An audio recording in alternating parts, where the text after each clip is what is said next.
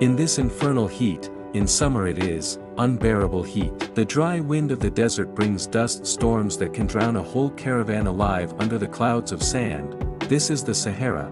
A lonely railway line runs through the very center of its lifeless landscapes resembling lunar landscapes.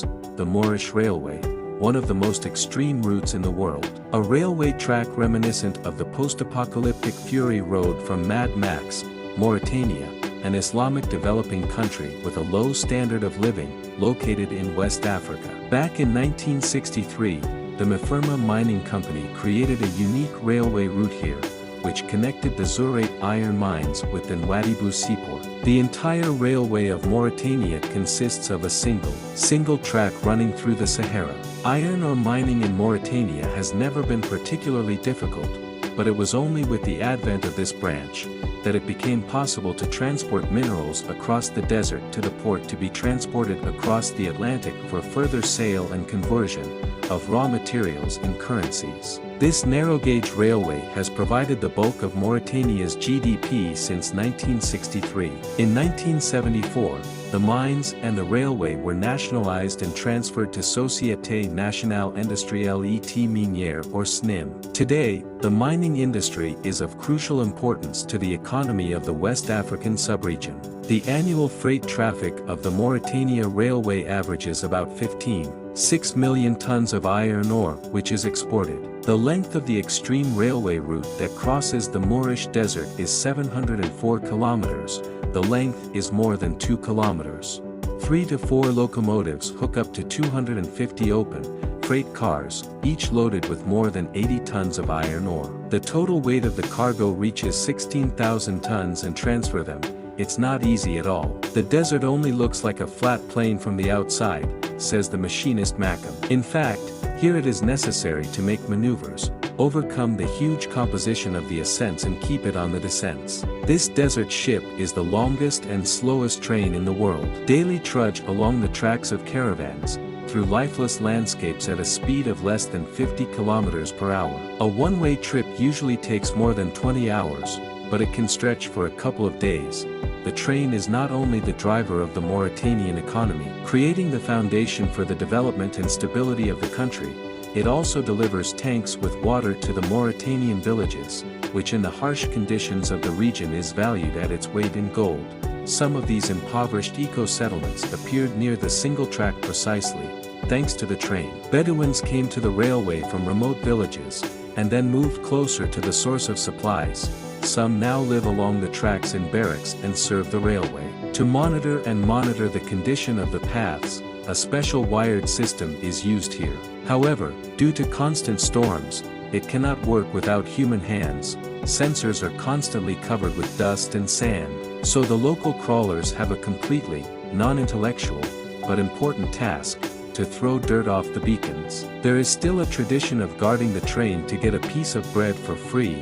The driver's assistant throws it out of the window to the welcoming Bedouins. No one remembers anymore when this custom appeared and who invented it. But for the indigenous inhabitants of the desert, this is sometimes the only way to get real bread. A trip on a Moorish train is a real extreme.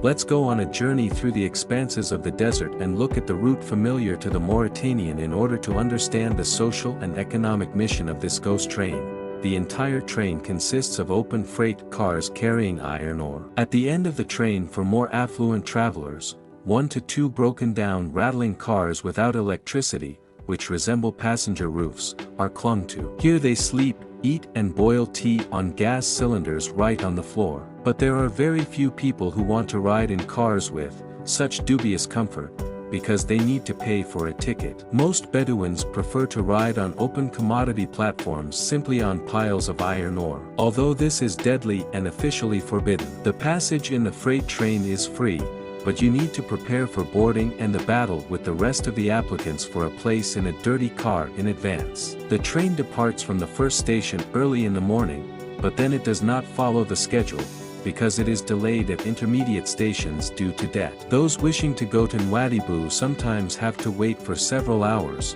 and sometimes all night. From the moment of arrival at the station, the real assault of the iron ship of the desert begins. Stowaway passengers need to have time to drag goats and donkeys onto the car, throw baskets with goods for sale at the market. Their belongings, wives and children. After everyone has loaded up and sat down on piles of dirty stones, the train slowly starts and departs from the station. During the journey, people sit, lie, eat on piles of iron ore. Here, in the corner of the car, they relieve themselves of a natural need. They jump from one car to another right on the move. When the train slows down, each car of this long sausage crashes into the previous one.